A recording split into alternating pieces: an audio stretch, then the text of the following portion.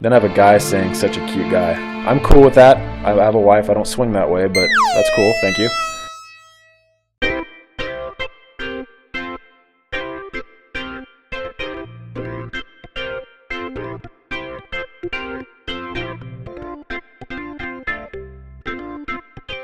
Hey there, my name is Jason, the founder of freecpapadvice.com and the forum freecpapadvice.com/forum, as well as this channel, the Lanky Lefty 27. If you like the channel, do me a favor and subscribe to it, and also give it a thumbs up, like on the video, I guess.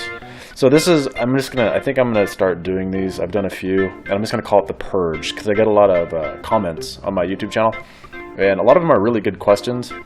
Quite honestly, I've either done videos on them already, or they're just kind of really small and I don't really want to make videos on them, and some are very specific to people. So I just want to kind of go through them, hit them hard, hit them fast, and hopefully you'll find something in it for you that's useful. Sound like a thumbs up? So right here, Warriors R Us, 5 days ago. He's been on CPAP for a long time. He's used the Quattro and Quattro FX, haven't worked well, tried the Liberty. He's getting sore on the bridge of his nose and having a hard time for it to seal, and soreness on his upper lip. Also has nose itching. Doesn't use humidity, and he's ordering a soft cloth mask. So, he doesn't want to use chin straps. Wait, my only concern is I know my mouth will open, and you say the chin straps aren't good. Okay, so if you want to try to not use a full face mask, I would actually encourage you to do so. Don't use a full face mask. Give a nasal mask a try if you've never tried one before. Sometimes in the sleep lab they'll just say that you're a mouth breather even though you're not, and so you never really know until you try. If you're one of those that you do have mouth breathing, do the trick where you put your tongue on the roof of your mouth, close your mouth and swallow. That gets all the air out and kind of creates a suction and keeps your mouth closed. That usually works for most people. Also using heated humidity will help keep your mouth closed as well. But back to the full face mask, the Quattro is good. Quattro FX is horrible. I would, if I were you, and I'm not you, but if I were you, I would try the Amara View. It's a good mask. What it has, instead of coming up over the bridge of the nose, it rests under your nose, and then it covers up your mouth. So you can give that a shot. If you want something that's going to hold your mouth closed, chin straps are kind of okay with those. You say you don't want to use a mouth guard, which is what I would recommend. So another thing you can try is a soft cervical collar. That will encourage your mouth to stay closed, but that's just a lot more stuff around your neck.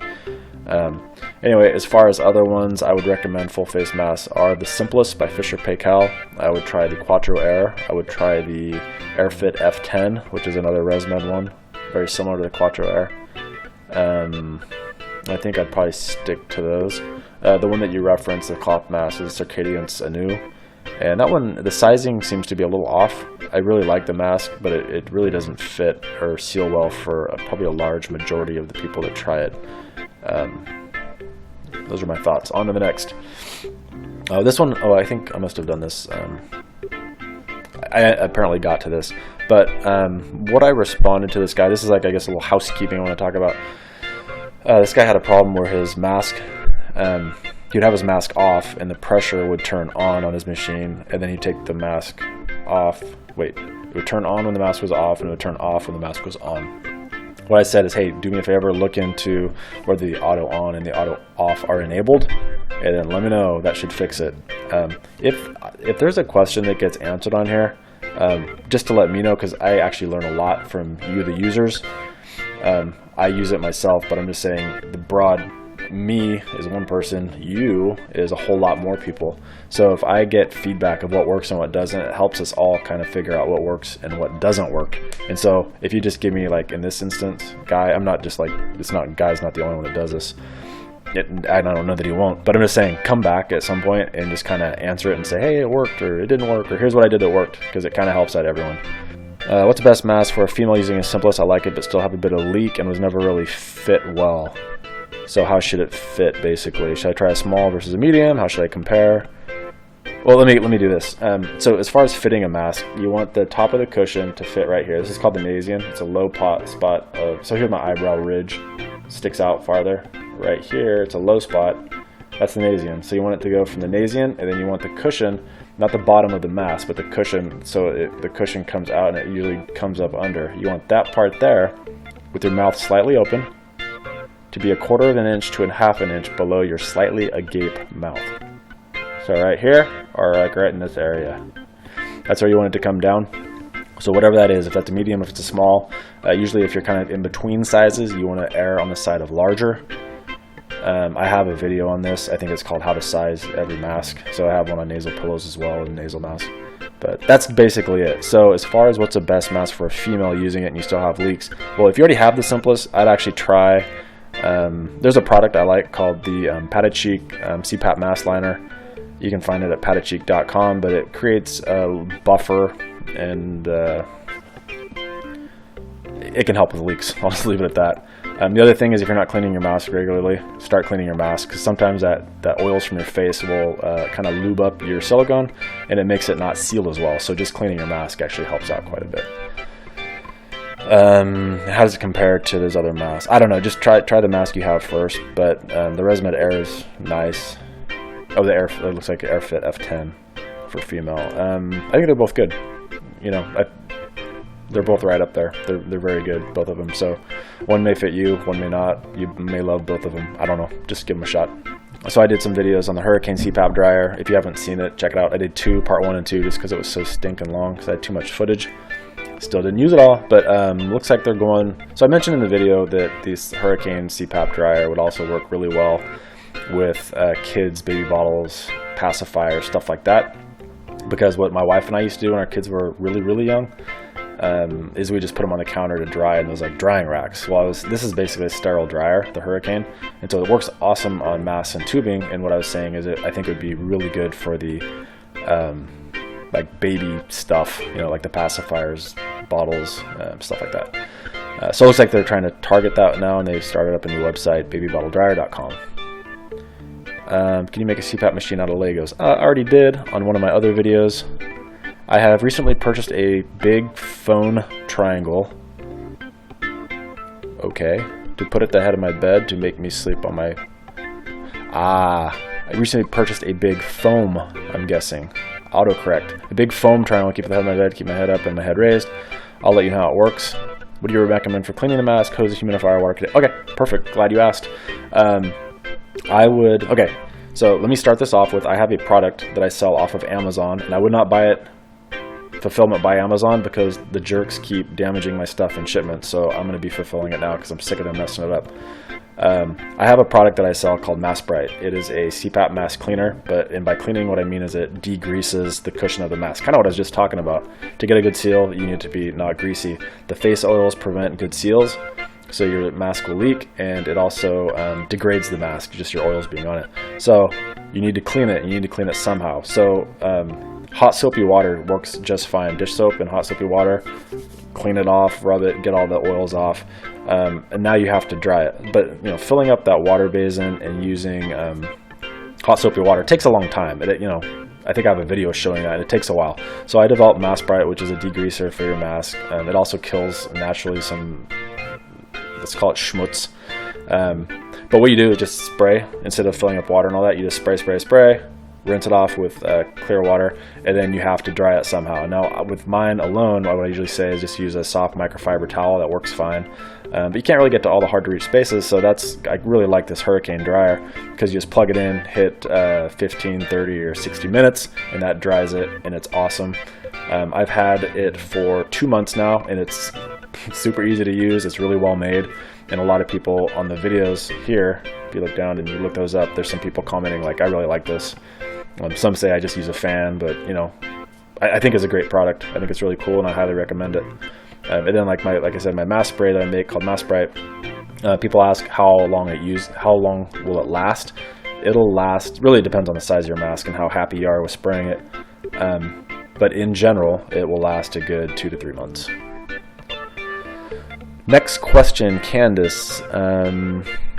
Okay, this is I did a video on CPAP police. It was just for fun. It was just for fun.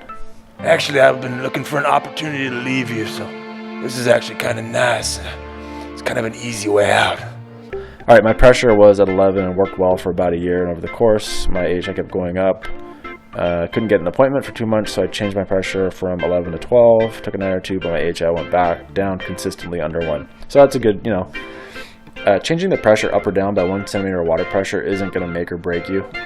You should really monitor that and make sure that you're going in the correct direction. And I recommend using Sleepyhead software to do that. It's free. You can get it from sourceforge.net / Sleepyhead. Just search for Sleepyhead in the box. And you can follow your own data and see if it's working or not. Really, that's what we do in the sleep lab. It's just trial and error. Try this pressure. Does it work? Yes or no? I would not recommend someone just increasing it and saying, oh yeah, it works or it doesn't work. You really got to kind of monitor it and stay on top of it. And I would always recommend going through your physician first. But if, like what Candace is saying, if you can't get an appointment for months, it's not gonna. I don't think it's gonna hurt to do something about it. And if your doctor is unwilling to do it, and I'm a strong proponent that people know their bodies better than most people. I've had several situations with myself where I feel something is wrong and I get told no half a dozen times before one doctor says, okay, I'll look into it, and then it ends up being true. So I'm a huge proponent of people doing your own independent research, learning about this stuff on your own, because no one's going to care about it more than you. And Candace, I think what you did was fantastic. So this is a CPAP video again. CPAP police video. I changed mine from 5 to 20 and 10 to 20. I feel like the police were going to knock on the front door. Oh, let me go back to this. Changing your own pressure. If you're like Medicare, or if you are in some kind of a compliance period of like the 30 or 90 days, I would not change the pressure. Don't get all cavalier and crazy on yourself and just change the pressure at this point. Wait till you're out of that zone. Definitely work closely with your physician or healthcare providers during that period. After that period is a different story, but in that period, I would be I would follow the rules. That's my advice, my 2 cents. Let's see, Jason, my machine has an A-flex and C-flex. What does that mean? Okay, C-flex, when you're breathing, if you look at your airflow, you're breathing up, you breathe in, and then you breathe out. Well, C-flex only works on out. So when you are breathing out, the pressure is actually going to drop a little more than, let's say you're on 8 centimeters of water pressure. It's going to drop a little bit below 8 centimeters of water pressure to make you feel like you're able to exhale easier. That's C-flex. That's also EPR if you have a Resmed machine. So it's the same thing. EPR and C-flex are the exact same thing on different machines, just different names. Okay, if you have an A-flex does it on the inhalation as well. So with CPAP, it's trying to always maintain this constant pressure. So again, let's say, well, 8's kind of a dumb one for this. So let's say 16. When you breathe out, it's kind of letting off a little bit. When you breathe in, it's creating a void. So the machine doesn't know you're breathing. All it cares about is maintaining this one pressure. So let's say 16, trying to maintain that pressure. You breathe in, that pressure decreases, and so it has to increase to make up that pressure.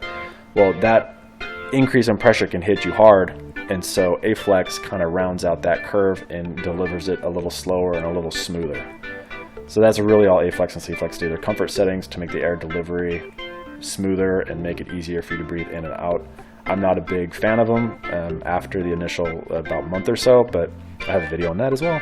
Give it a shot. Good questions, folks. See, I've already done videos on these, but gotta hit them again. The Purge. Okay, since patients with narcolepsy are more likely to have elevated BMI, possibly secondary to it, and thus may develop obstructive sleep apnea as a result, what do you believe is the best way to detect and treat patients with narcolepsy and OSA? They're going to treat them independently anyway. They're going to be diagnosed independently as well. So, for example, patient goes into the sleep lab. The OSA is going to be detected first. You're not going to detect narcolepsy right away.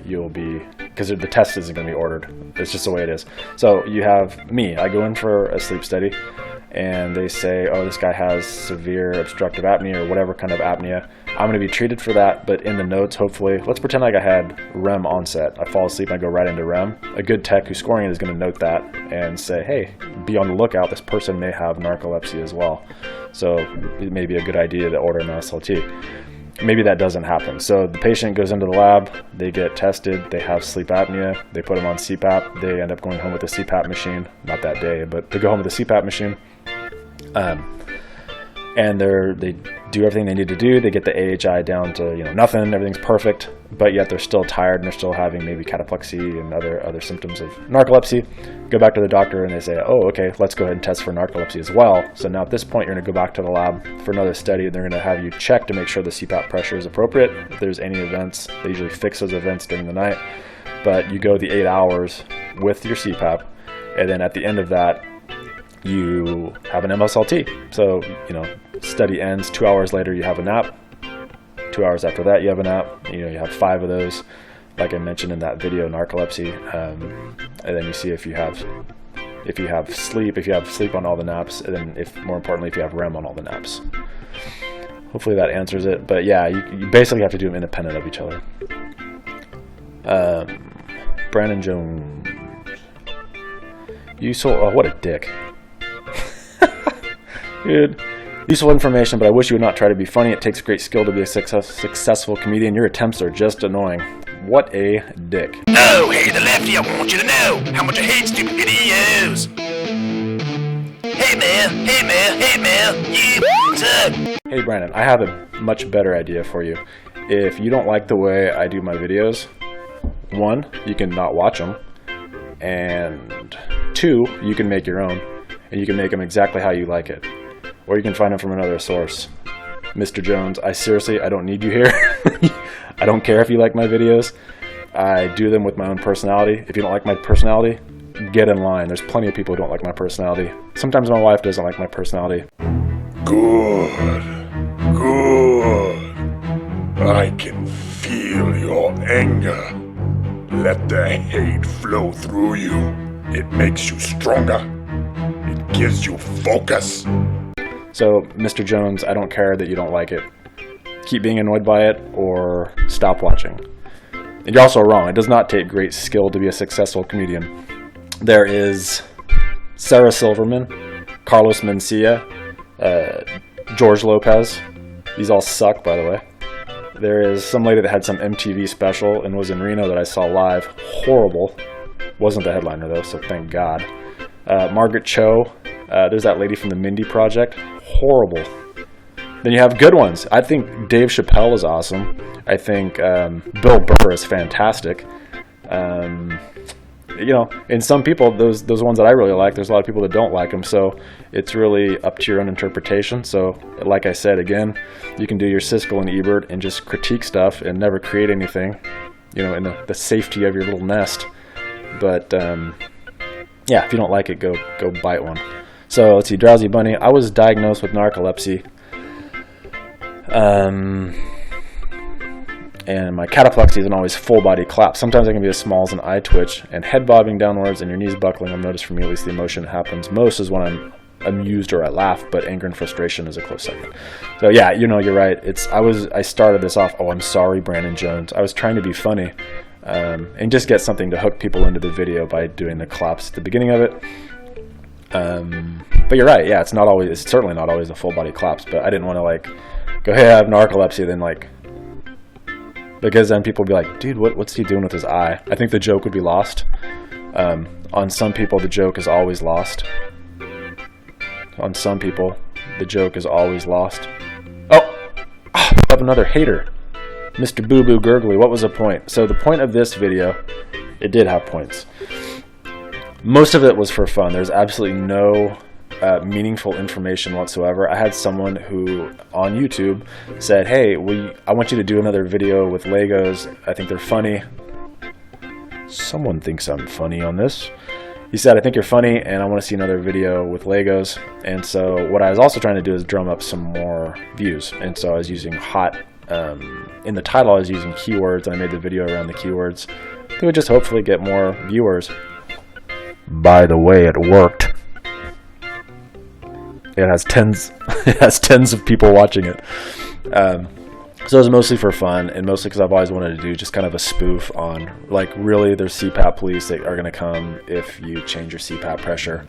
I don't think so. So I was just trying to make it funny. I just did it. There was zero script to it. I just made it up as I went along.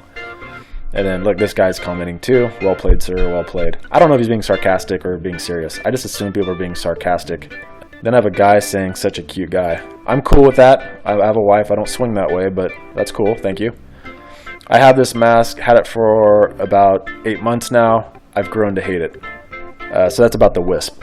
Yes, the Wisp, even the cloth fabric, hello redundant repetitive. The cloth mask frame will have a fail point right here, as well as the silicone frame. It also fails here, so I don't blame you for hating it. It's a cool mask, it's very comfortable, but it kind of sucks in that the frame always breaks. And look at this, see? Getting fitted this week, your videos are freaking funny and fantastic. So Brandon Jones, maybe my channel just isn't for you, sir. I need to know what full face mask you would recommend for high pressure BiPAP. I have central sleep apnea and my pressure is 22/16. I do mouth breathe a bit, and my machine is a Philips Respironics System 1. ST is for spontaneous time. Any help is appreciated. Yeah. I would recommend all masks.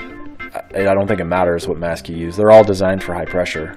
Every single mask that is out there is designed for high pressure. So there's not, if someone says that nasal mask, it can't take high pressure, they don't know what they're talking about. They're all rated for high pressure. Or that'd be ridiculous to make a mask that's only used for a certain range. I mean, as a business model, that's horrible.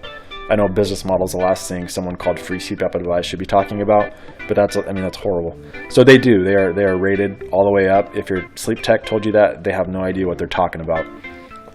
So don't trust your sleep tech. Trust me. So the ones that I like the best are, I would stick with Simplest, Quattro Air F10. I'm just Quattro Air. Oh my god, what am I saying? I would stick with the Simplest, the AirFit F10, the Quattro Air, the Amara View, and maybe the ResMed Liberty, Mirage Liberty.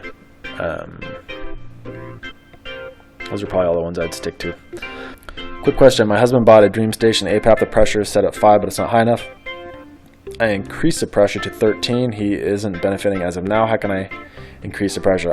First thing I would do if I were you is download Sleepyhead and actually use some data, because it sounds, I'm not seeing, you're just saying he's not benefiting. Well, why is he not benefiting? Just because you turned up the pressure and he's not feeling good? So I think you need to really look at what's going on at each pressure.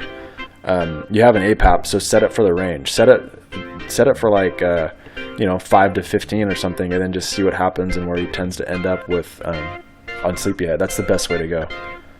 I have some videos on this, so look at my channel, the Lanky Lefty 27. In the search bar, type in, actually, you know what, right here. Go into Sleepyhead free software. This is on my website, freecpapadvice.com. If you click on this link, it will take you to a page that has all the videos there. I have like 4 of them, I believe. 2 of them are...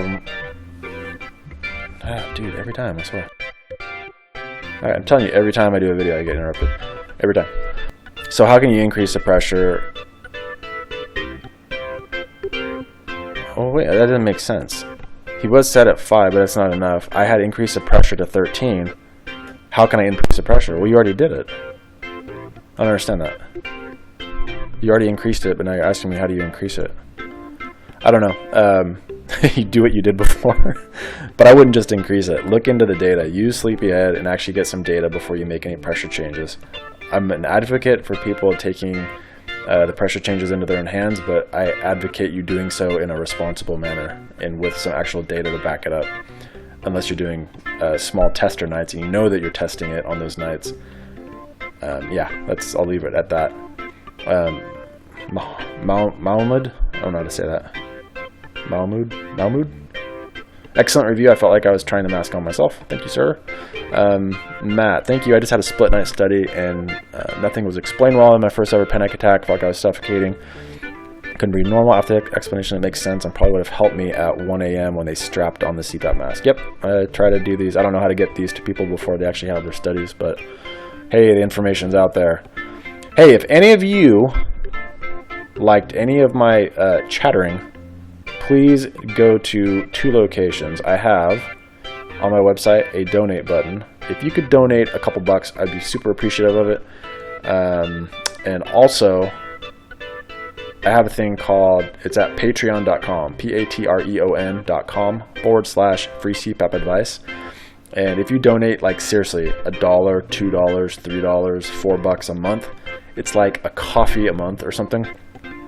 Every little bit helps. I am trying desperately to not have to pick up another job and do this more full time, because I like the idea of people not having to pay for it.